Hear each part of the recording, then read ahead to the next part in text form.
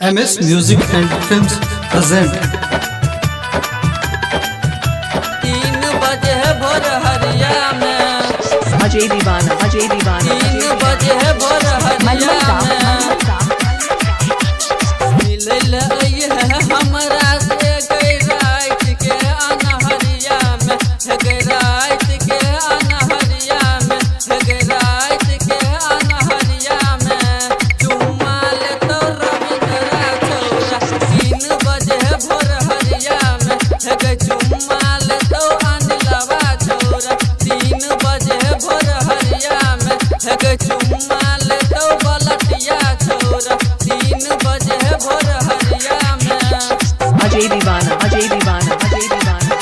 MS Music and Films उजान मलमल गाँव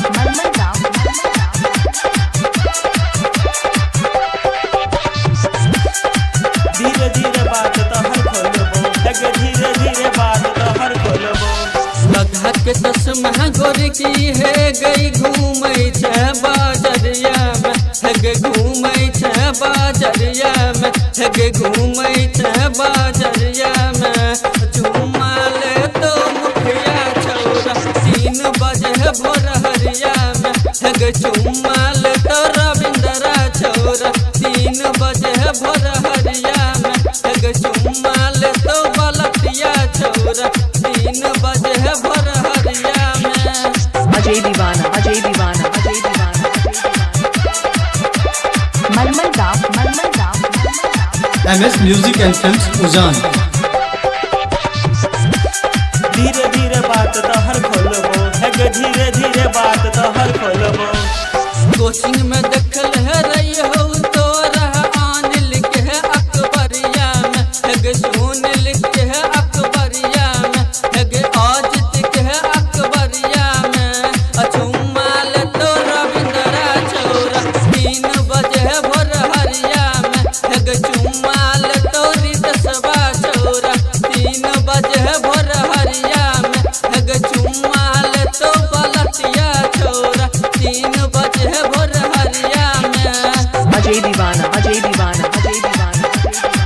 MS Music and Films उजान पट्टी रोड मलमल गाँव धीरे धीरे बात तो हर खोलबो लगे धीरे धीरे बात तो हर खोलबो गायक रविंदर रंजन अनिल देखल को बस परिया में संतोष देखल को बस परिया में प्रदीप देखल को बस परिया में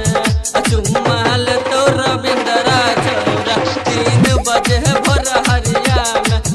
चुमाल तो मधुबनिया चौरा 3 बजे भोर हरिया में चुमाल तो दरभंगिया चौरा 3 बजे भोर हरिया में हमरा से कई रात के अनहरिया में रात के अनहरिया में रात के अनहरिया में चुमाल तो रविंद्रा चौरा 3 बजे भोर हरिया में चुमाल तो अनिलवा चौरा 3 बजे भोर